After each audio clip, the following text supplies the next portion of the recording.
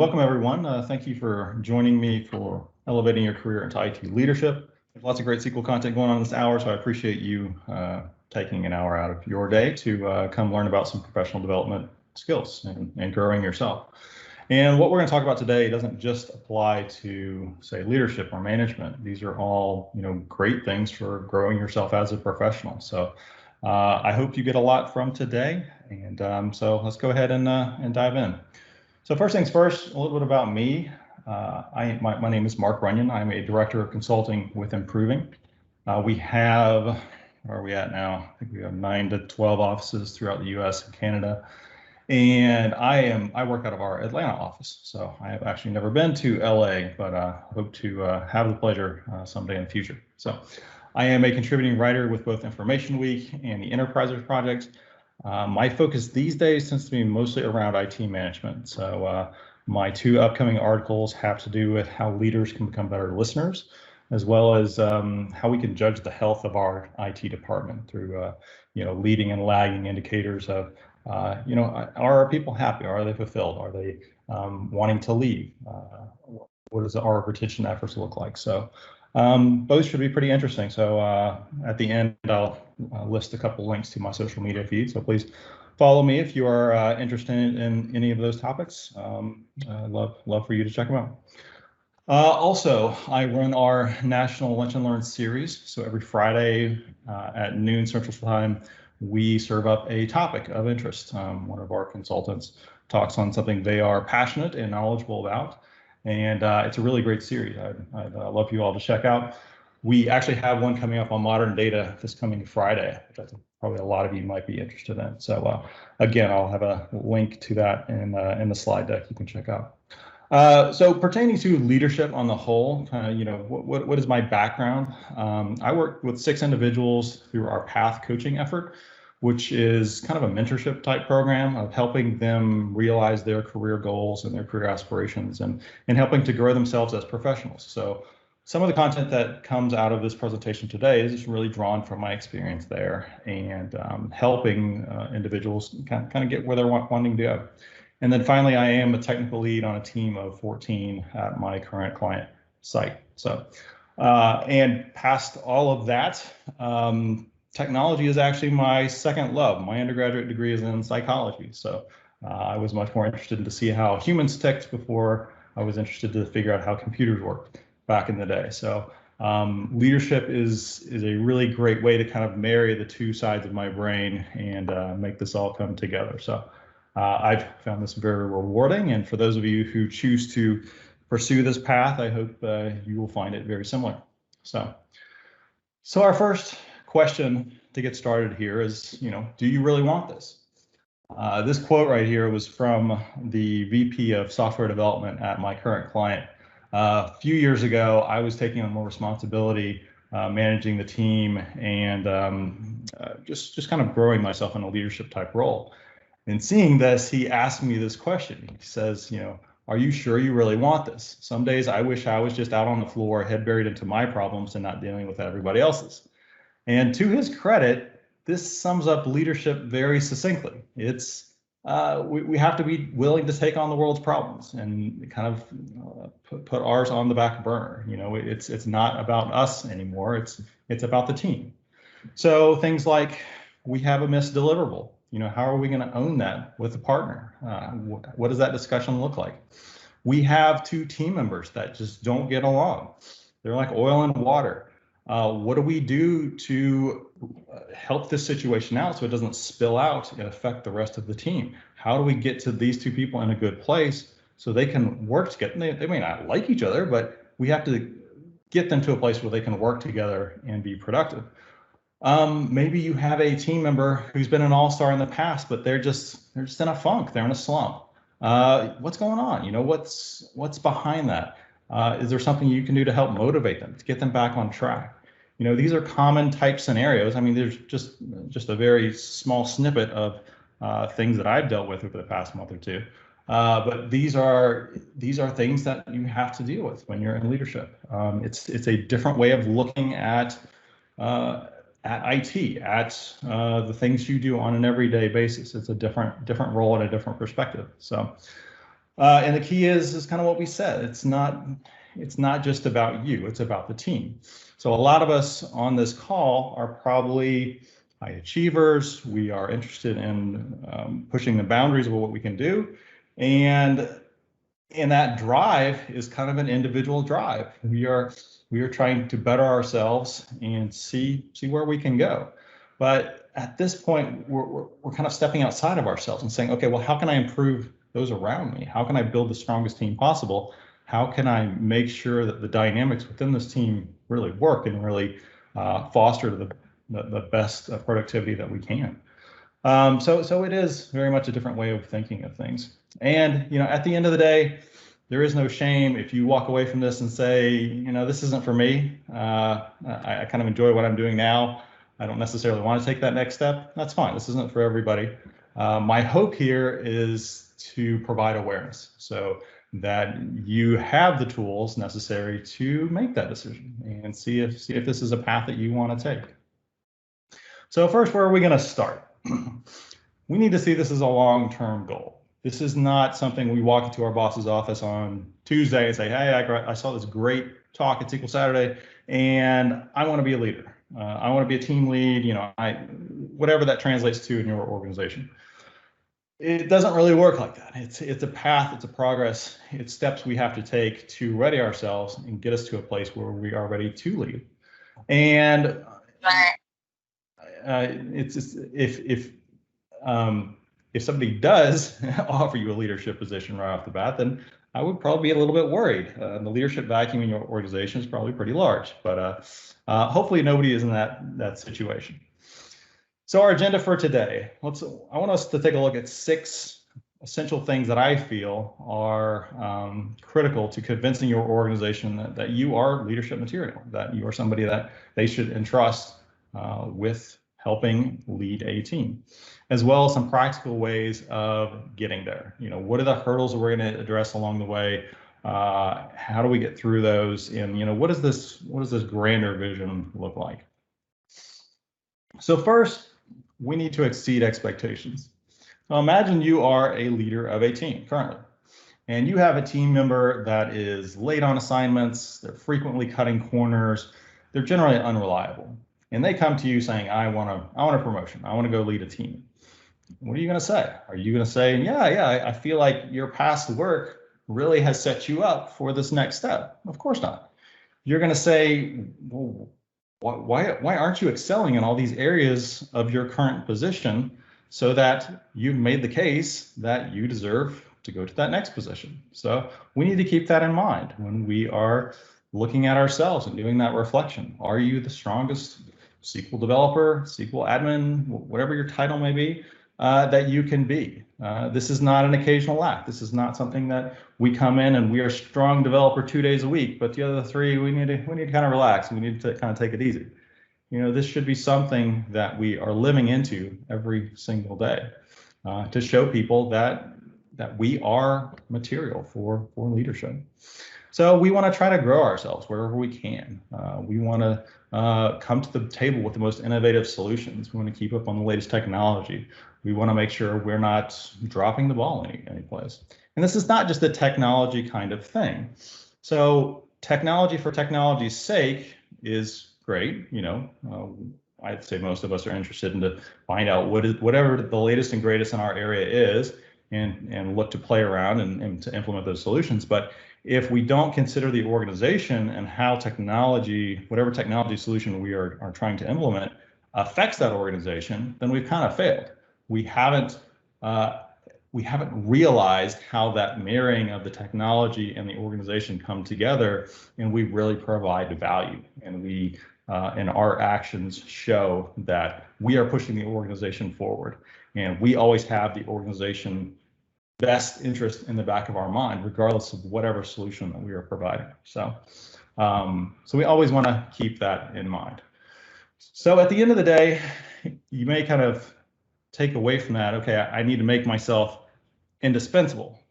And earlier in my career, that was kind of my thought as a consultant going on to a client that I have a timed window with. My goal was always to make myself indispensable.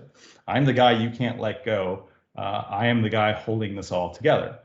Well, that's fine, but the problem is you kind of wedge yourself into this area where you can't get out of. And it's difficult for anybody. They always see you as this one thing. You are holding down the fort and you are awesome at what you do. But I can't imagine removing you and promoting you or doing anything else with you because you are so critical to the organization in that spot you are in. So to that end, we don't necessarily want to make ourselves indispensable, but we do want to make ourselves a great leader within the team, start growing those leadership skills and building up our team members so that we are all excelling. And it's not just about you. It's not just about what you bring to the table. So next, we need to make our intentions clear. So based on our last topic, if we are killing it in everything that we are doing, we are naturally coming up on the radar of the right people, and they are kind of seeing that we are excelling and we are doing everything we can to be great at what we do. And they may think that we want to be writing SQL and tuning databases for the rest of our days. That may just be what drives us and what makes us happy, makes us fulfilled. If that is not your goal, we need to tell our manager or whoever is in that leadership position that I want more. My path doesn't stop here. I want to achieve that next thing. I want to lead this team. I want to lead this department. Whatever that long-term goal looks like for you, you need to vote. You need to voice that. You need to let people know about that so they don't get the wrong impression as to what your end goal is. So in doing that, we do that for kind of two reasons. For the one, to make our intentions clear, and two, help me get there. You know, we all have deficiencies in our skill set. None of us are born leaders. We all have to learn, and we all have to sort of take on a new role within our career. So in voicing that and making our intentions clear, we are saying to our manager, help me get here. Help me build myself up so that I'm ready to take on this new challenge, this new adventure.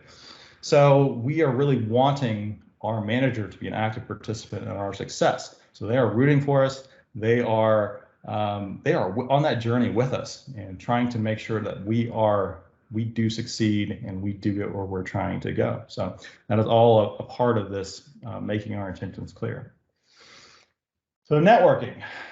This is one, probably, there's a few probably people in the audience that are groaning at this a little bit inside. And I feel that. I am more of an introvert at heart. Networking does not come easy for me. And this is something that I continue to struggle with. I am not necessarily good at this, but this is an area I've had to kind of push outside my comfort zone to get better at, because it is pretty essential to being a leader, being able to communicate with people, having the skills to relate to people. That is very essential to sort of your leadership equation. So if that describes you, you need to really kind of push those edges of your comfort zone to challenge yourself and to really make strides on the networking side of things so that you don't let this hold you back. There's lots of things we're going to discuss today that if you don't challenge yourself and you don't push outside the boundaries of your comfort zone, they are going to hold you back and you're not going to get where you want to go. So each day we need to kind of focus on, you know, how am I going to get stronger? How am I going to build up my skills in a certain area that doesn't necessarily come natural to me? And this may be one for some of you. So when we talk about networking, we're talking about obviously getting to know more people, understanding not only the people within your team, but the people that you interact with in other departments. Talking with, say you have direct contact with the CIO, you know, talking with them. They're an essential piece of this equation of your boss making the case that you should be leader of your team or leader of your department. It's going to be a lot easier if that end decision maker knows you and knows the journey that you've been on and is also kind of rooting for your success. So by spreading your kind of circle of influence, you are making this whole thing easier. And finally, we need to understand, at the end of the day, there's psychology involved. So we need to understand what motivates people, what drives them, why did they react the way they did. when running a team, some of those, excuse me, some of these things become very critical factors to being a good leader and being effective as a leader. Excuse me. So, if this is not something that comes naturally to you, I would definitely recommend digging into some books like How to Win Friends and Influence Others by Daniel Carnegie, as well as To Sell is Human and Never Eat Alone by Daniel Pink. When we're talking about selling, we're talking about selling yourself, building confidence within yourself to deal with these situations, to deal with people, and to be effective. Not necessarily I'm selling this computer or this service. It's really about you. So next we need to show initiative. I mean, nobody's going to give you anything in this life. You need to take advantage of the opportunities that are available to you. And there's opportunities all around you. You just need to look around. There are ways that you can build a stronger department, build a stronger team. There are things out there right now that you can take advantage of. So look around the organization, figure out how you can make it better. What are those ideas? And maybe you're not an idea person, and that's fine too. That's not all of us. I can say that if you do train yourself to look for opportunities, that they will start popping up. They may not be an everyday kind of thing, but you can get better at kind of that realization that, hey, we're not doing this very effectively. Why not? Let's start asking those questions. Can we improve? Yeah, those kind of things. But it doesn't necessarily have to be you coming up with the ideas. It could just be going to your boss or your manager saying, how can I help? How can I take things off of your plate? How can I make your life easier? So that could be, say you're doing a cloud migration. It could be doing research on, how do we get there? Who is the most effective partner for us to do that? It could be your boss is giving a key presentation coming up. How can I help you out? How can I help either assemble the presentation or do some legwork and research to put that together? At the end of the day, you are doing work that's going to help you in that next level. These are skills that you're going to have once you move to that new place. So you're really helping yourself out by taking on this extra responsibility and seeing what life looks like on the other side of the curtain. That can be, very helpful with these sort of next level tasks. And also, when we do these things and we show success doing them, then it shows that we are leadership material, that we are ready for that next step, and we're ready to take on these challenges because we've already been doing it. We've already been helping out with these areas that are essential to that growth and development. And remember when we talked, it was about 2 or 3 slides ago, about excelling at your current position and making sure you're kind of an all-star of the team. We can't let the ball drop, even though we're taking on these new responsibilities. We still have to be great while we're in our current position, and it's going to involve more work. I mean, I don't mean to burst anybody's bubble. It usually some organizations will kind of see that you're working towards this new initiative and will give you the time to do so. Others will not. So you need to see this as, I am working towards this goal, and putting in this extra work is helping me get there. And I'm going to prioritize this, and I'm going to make sure this is something that gets done. Kind of view this as your organizational MBA. This is invaluable training that you're not going to get anywhere else, and is essentially going to get you to where you want to go. So we have to prioritize this, and we have to keep up the high level of delivery on the one side, but also train and figure out what that next step looks for our career. Practicing self-promotion. So there's I don't know if it's a proverb or an adage, this saying that, if a tree falls in the forest and no one is around to hear it, doesn't make a sound. It applies so much to the area of the great things that you are doing. So to give you a brief story, we were originally innovative architects before we were acquired by Improving. And once we became acquired, there was all sorts of new areas and initiatives that you could jump in and contribute and really kind of embrace and get in the middle of. And I thought that was awesome. I was all about that. And I was jumping all over everything. And the problem with that is I wasn't really telling anybody else around me what I was doing. So my leaders were seeing maybe 10 to 20% of the things that I was doing, and I was getting really frustrated because the other 80% was going unnoticed. And if you work in kind of a dynamic environment where your peers are kind of all pushing the envelope and really being heads and above, your contributions can get kind of lost in the shuffle if you aren't highlighting them, putting kind of a big spotlight on them, saying, here's what I'm accomplishing. And when we're talking about this, we're not necessarily talking about, look at all the great things that I've been doing. That's not really the approach that we want to take. It's more like, these are the things that I am involved in that are strategic to our overall efforts, to our getting us to our end goals. So we're thinking, how am I helping the company? How am I helping those around me? So through these efforts, you are framing yourself as a leader, and you are kind of in a roundabout way showing the greatness of the things that you are doing without just basically coming out saying, I'm great, look at all these awesome things that I've been doing this quarter. So in doing so, we really need to figure out, when we're talking to our manager, or maybe we're sending an update to the VP, we need to figure out, what does that vehicle look like for that conversation? It could be a one-on-one meeting, that's really ideal.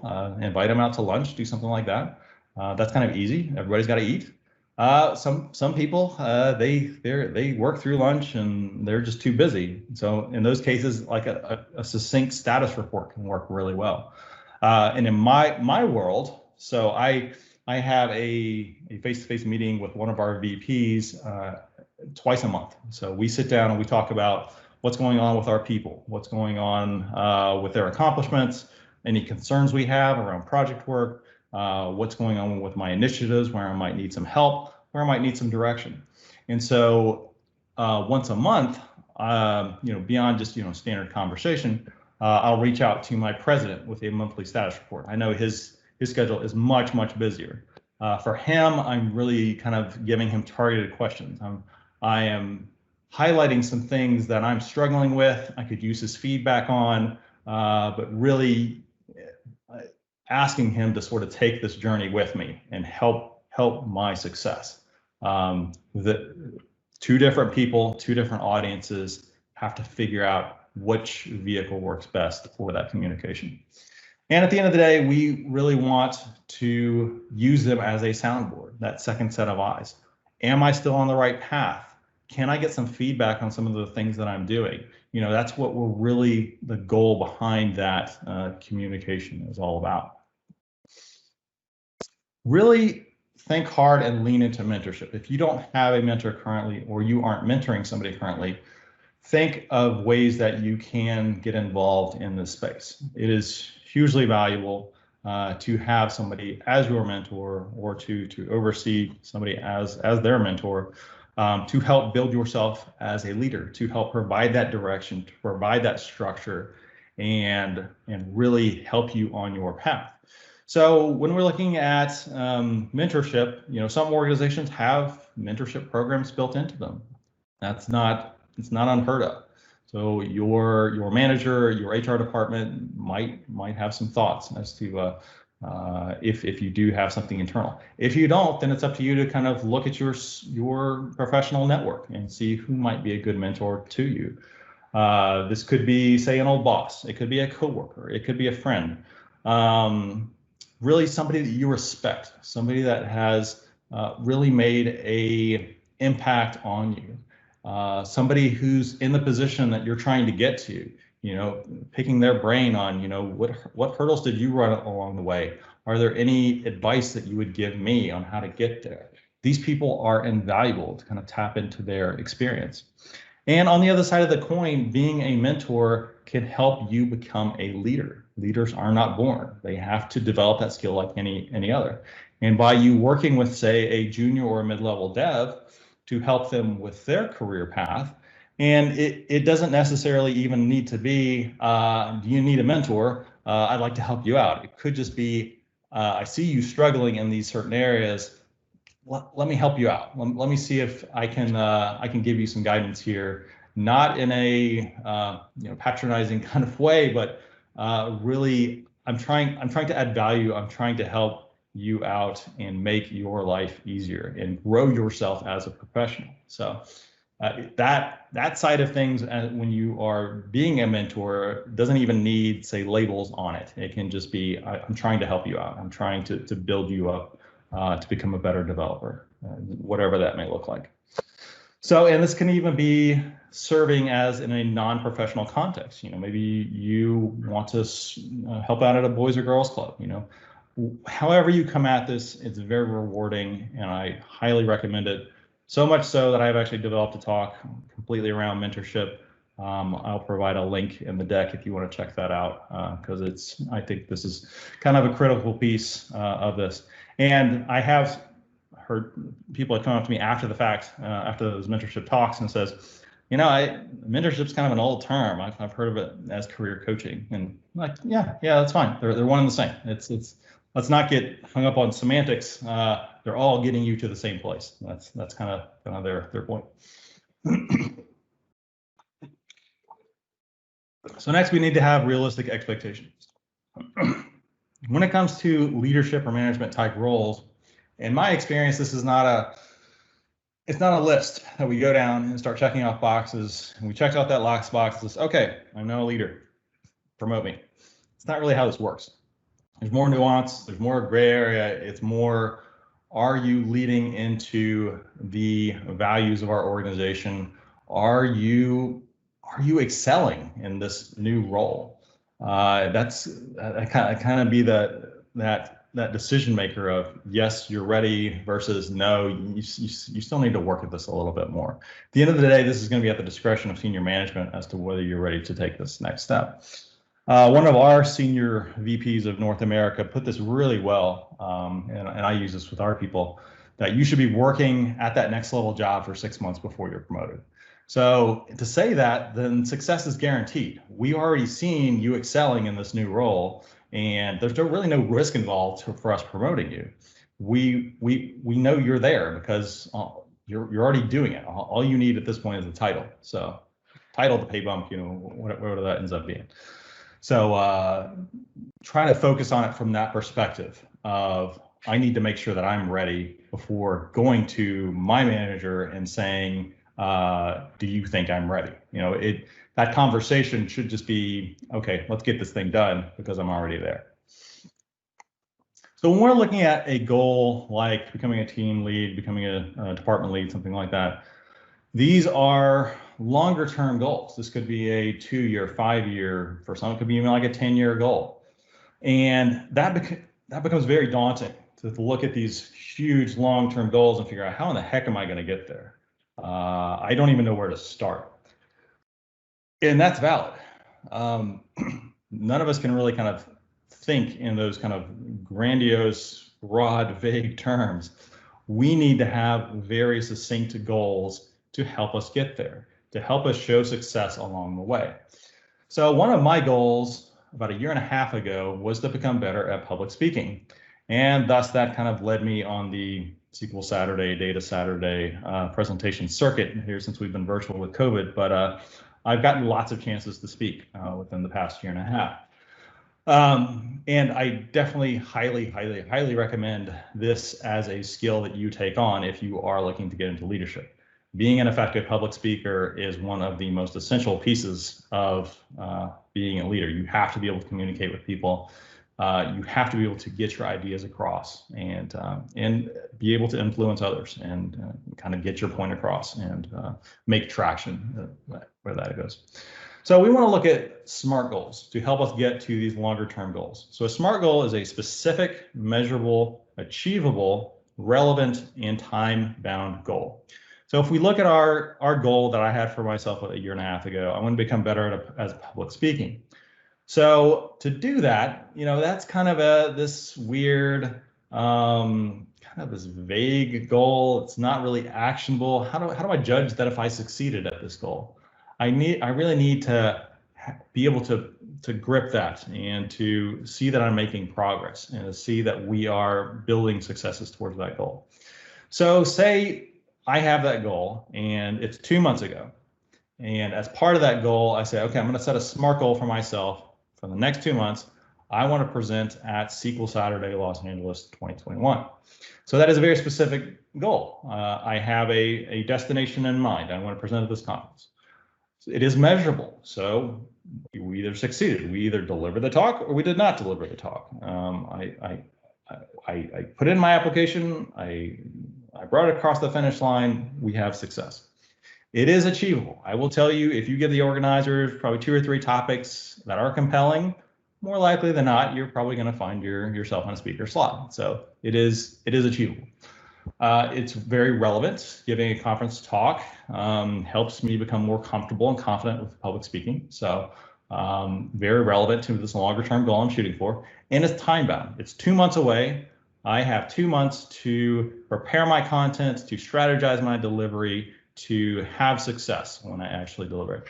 And to this goal, I would really recommend that if conference speaking is one of your things, that you prep that talk and deliver it to, say, a user group or to your internal audience at your company to kind of work out some of the kinks and the bugs before you kind of take it to prime time and really deliver that. So as you can see, with a SMART goal, we've really packaged up a nice little succinct, digestible way that we can judge success of how we are getting to our end goal of being a great, accomplished, comfortable, confident public speaker.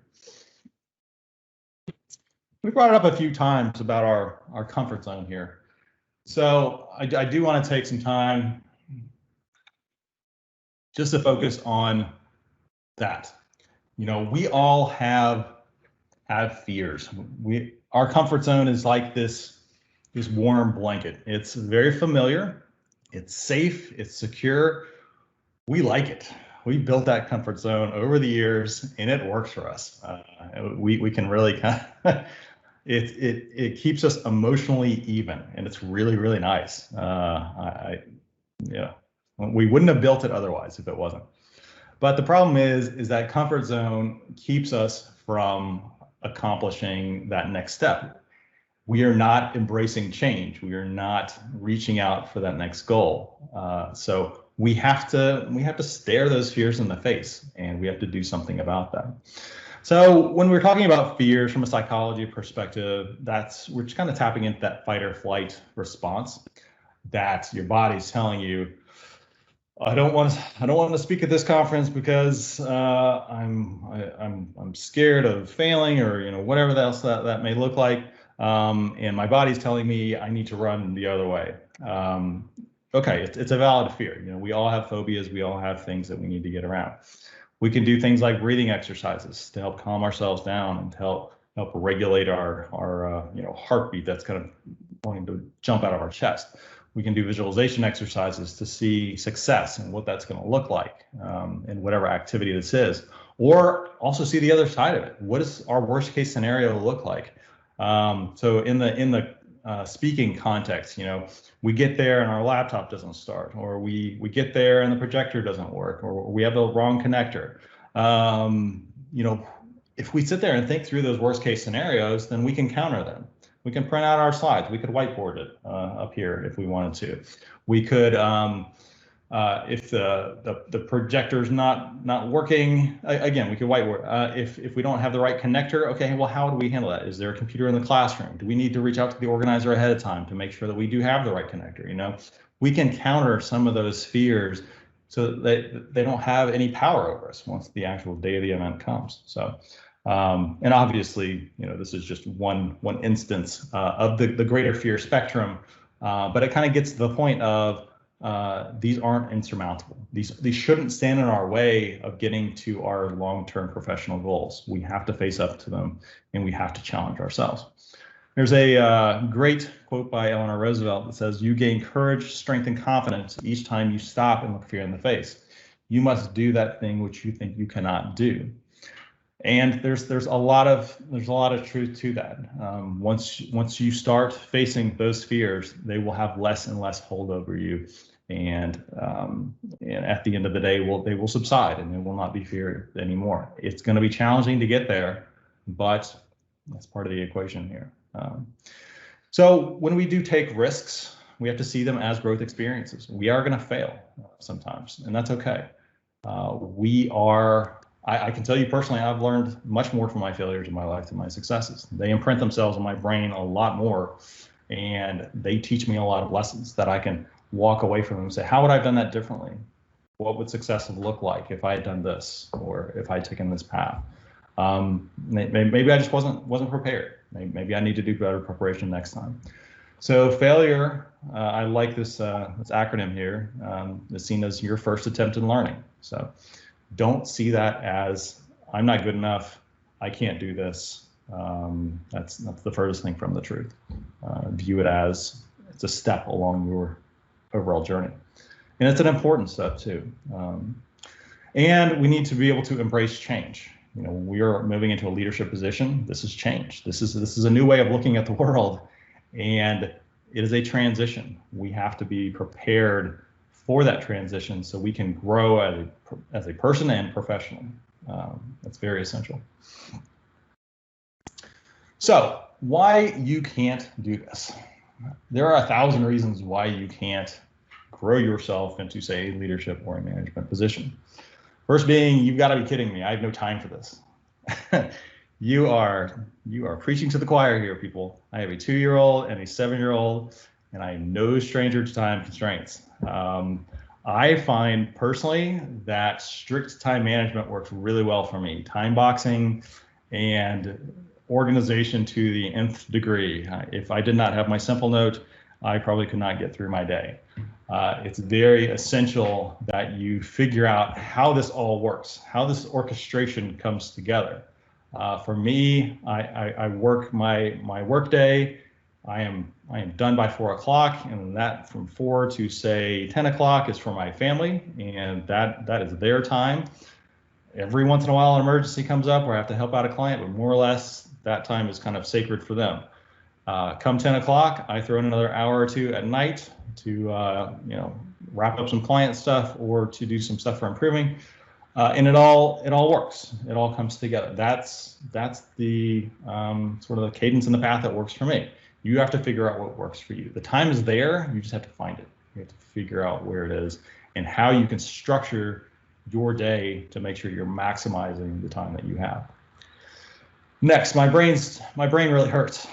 This is too much. I don't even know where to start. We discussed that, but kind of back in the beginning, when you're vocalizing and telling your manager or your leader or your mentor that I am trying to work towards this new goal, you don't have to have all the answers. You don't have to have it all figured out. These people can help you build that path and figure out what that's going to look like. Figure out what that first SMART goal is going to look like.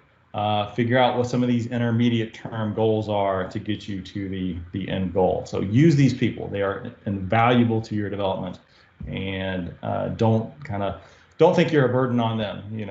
You are trying, at the end of the day, trying to help them out, trying to be a stronger leader, to take some of the things off of their plate, to make their job easier, to make the team better. So they're going to want that. They're going to want to see you succeed. And then finally, I'm really busy with my underwater basket weaving class. Maybe we'll get to this next quarter.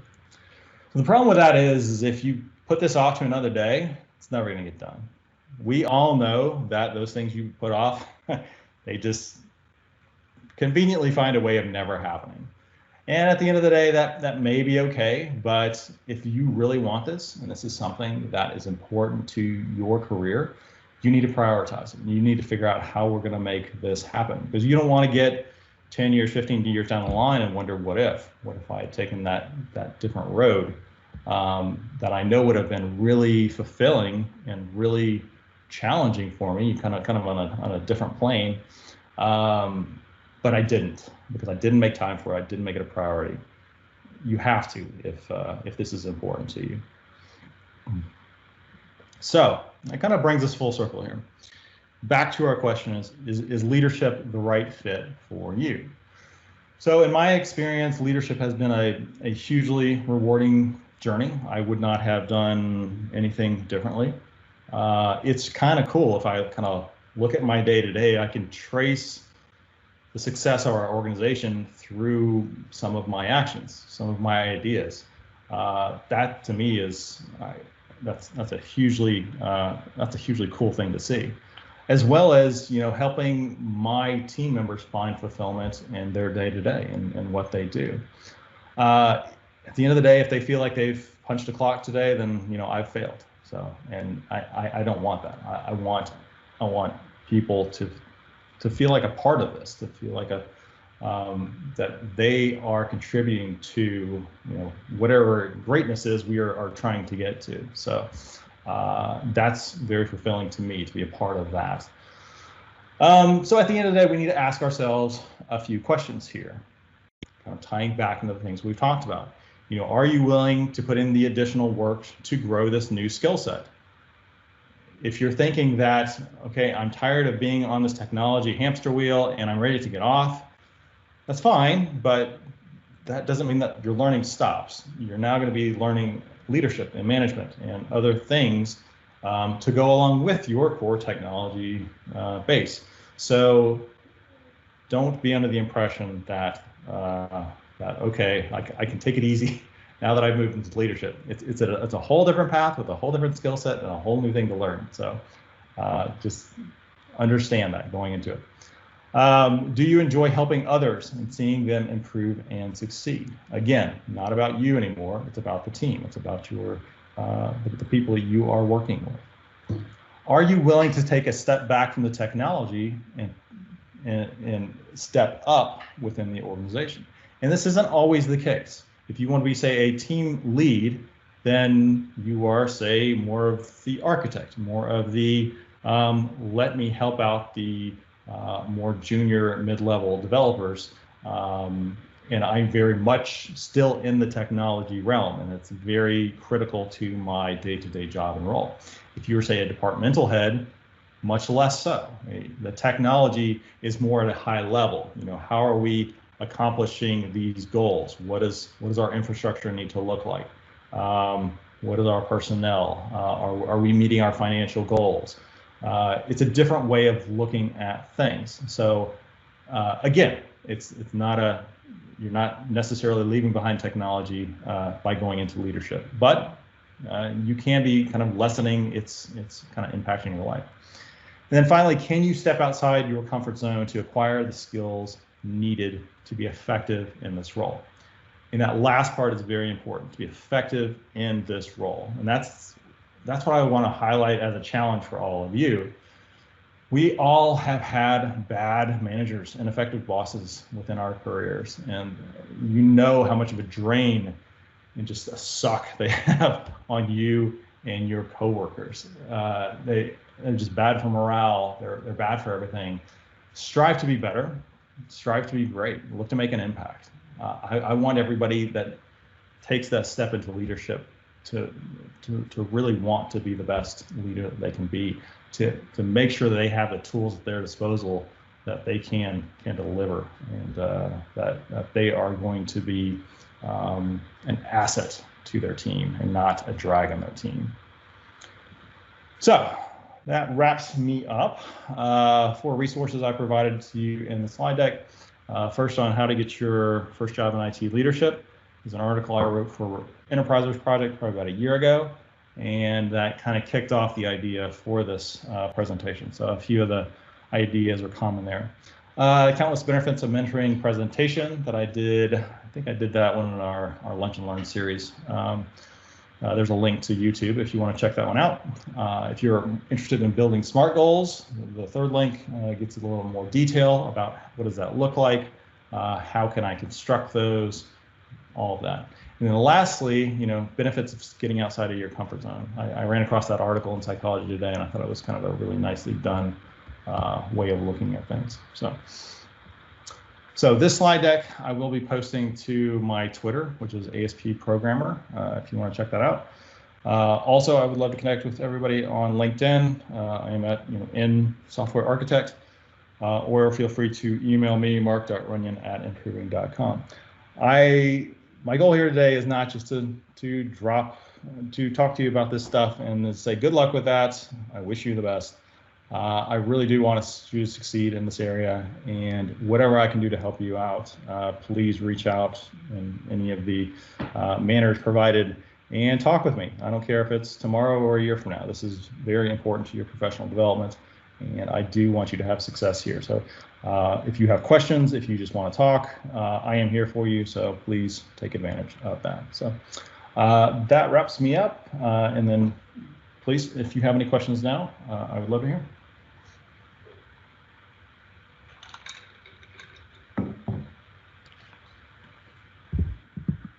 Awesome. Thank you, Mark. That was a lot of knowledge and tips thrown at us. Guys, you can unmute yourselves and ask away. I saw a lot of conversations and a lot of questions going on, so go ahead and unmute yourself and ask away.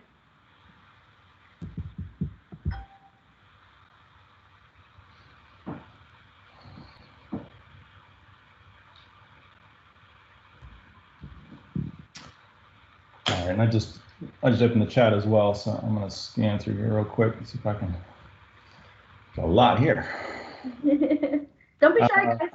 You can unmute yourselves and talk. Yeah. Okay, so the last one I see here, do you have any tips for networking in the area of remote work? So usually with networking, we, at least with us, and this probably will become less and less so as we kind of get more towards vaccinations and people start opening up, we were very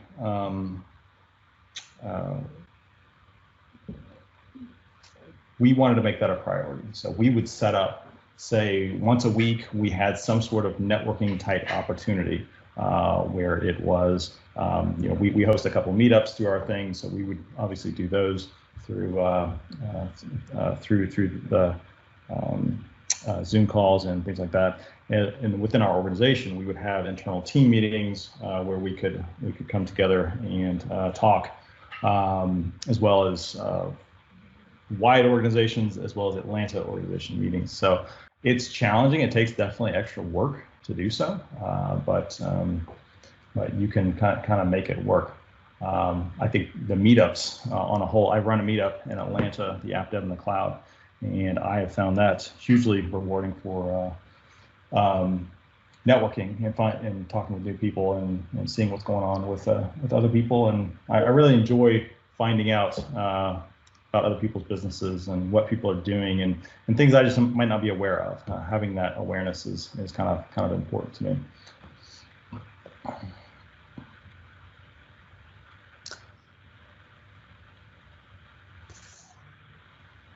When would anyone learn that they have hit an incompetence level in the organization, Peter Principle, and start transitioning and plan for moving out? So the question I would have with that one is moving out. So is the question there that you don't want to move up and you want to stay where you are at? So the Peter Principle is we don't have anybody to take these leadership positions. Therefore, I'm going to move you up regardless of whether you want to be a leader or not, because I need somebody to fill this position. So that is not the ideal. That is not what we really want from our organization. And yes, I would be a little worried if that is your the place that you are in. We really want to grow our leaders organically, or hire somebody who has a good track record as a leader to help us grow as an organization. So yeah, I'd be a little worried if that was you. This is asking you a quick question in terms of first of all, great lecture and details. And I just want to know, I'm a technical person and a lead in my team. But Yeah. in terms of moving, I mean, and been in the industry for a long time, and at the end you want to feel like, okay, you've been a lead, but now to give the impression and to be on the higher management scale, if even I happen to consider some of the positions comes, I mean, obviously I don't see a chance in the current organization, and probably need to look other opportunities. But to avail that, obviously a skill set comes with for the management. So uh, staying in the technical side, but still switching to a different organization in a brand new management kind of position, am I ready for that? Because again, that is always a skill set make me pull back. Like even my comfort zone, I try to break it, but I'm still nervous, like if I could make it, because I never had a skill set to be in the management shoes. And how these two things can come along when you never done it, you don't have it, but you're still willing to move forward because you have enough time in the industry. So Sure. that's always confusing. Sure. So in that instance where the opportunities aren't available in your organization, and therefore somebody is not available to help you grow in that respect, mentorship is very valuable. Trying to find somebody who is succeeding in that area that can help you along, help give you some guidance. If you don't want to go that route, or you're not comfortable with that route, that's where it comes to you. It comes down to your learning of, I have decided I want to take this path over here instead, and therefore I need to learn this new skill set, and I need to grow myself through reading and through study and through courses, whatever that may look like, however you learn the best. And there is going to be a piece of it of being a mentor to other younger developers. I think you did say you were a team lead already, so you probably do have some of those skill sets. But you have to figure out how to work around that impediment, because it's there. I mean, you can't, without just jumping a ship and going and getting another job, you're always going to have to deal with that impediment. You're going to have to figure out a way through mentorship or something else to get there. So this last one, do you have any tips for women and minorities on how to break into leadership roles in an environment that may not be receptive to them being leaders? That is tough. That is actually very tough. I'm very concerned about the environment that is not receptive to them becoming leaders. I would want to ask why. Why is your environment not receptive to you becoming a leader as a woman or a minority? I do know there are inherent biases out there, whether we want to see them or not. They are there. That if you are white, if you are male, you are going to have more opportunities than if you are not. There's study upon studies upon studies.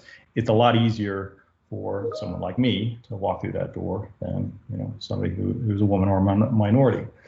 To work against that, the way I've always heard it, and I'm obviously not speaking from experience, that you have to work extra hard to get there.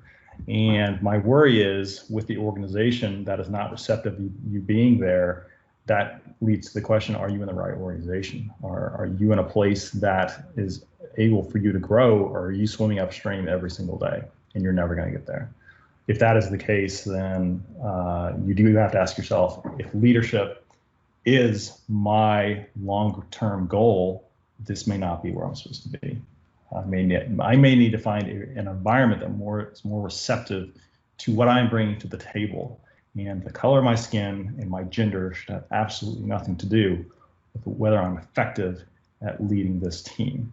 If your organization is overlooking you because of those things, then they are obviously not elevating their best people to lead, and that is very worse.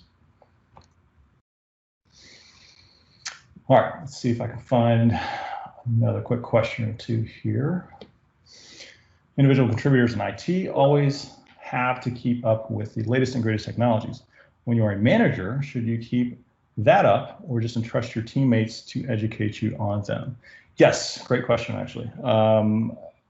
At a high level, you definitely need to keep up with what is going on within technology. You can't just say, okay, I'm done, I've moved on, I am now in management. I'm going to rely on you guys to tell me what to do. In a degree, yes, you need strong team members to help advise and to help chart the direction of your department, and to be able to lean on those individuals. I definitely have them within my team. I have taken a step back from the technology to focus more on leadership. So I do rely on them because they have that track record of really kind of excelling in the technology space. But that doesn't mean that I need to, I'm kind of divorcing myself from technology. I'm still, I work a lot with Azure and AWS, so I'm still learning, what are the new things? What is the latest and greatest? What can help us provide that next level solution? So it's more kind of like I said, at a high level. It's not necessarily what is it going to take to implement the solution down in the weeds, but it's okay. What is going to get us there? What is going to be the best solution from that 10,000 foot view?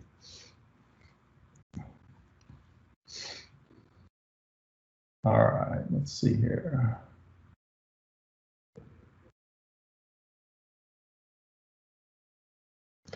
All right, how do you find peace of mind if you time box everything and do always something related? Okay, that's a good point. Time boxing, and moderator, feel free to cut me off if we're I'm going over time here.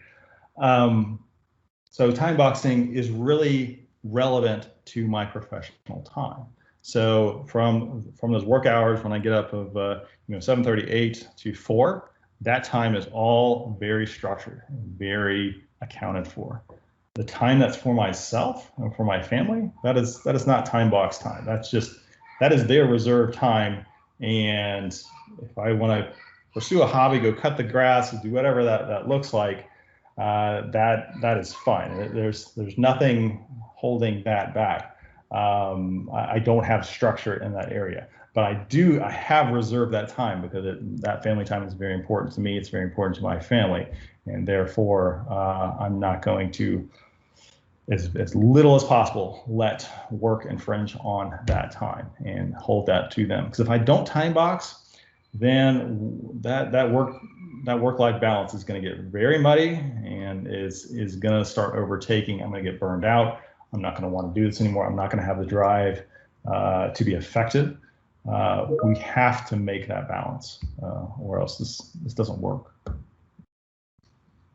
All right, let's see if I can find one more before we wrap up here.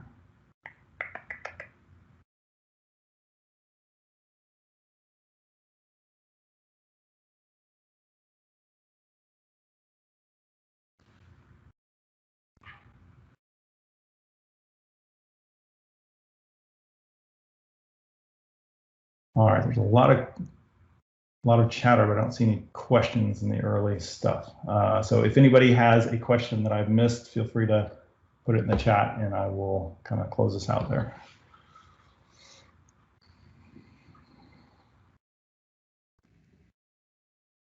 Yeah, you're good on time as well, so no rush. Okay.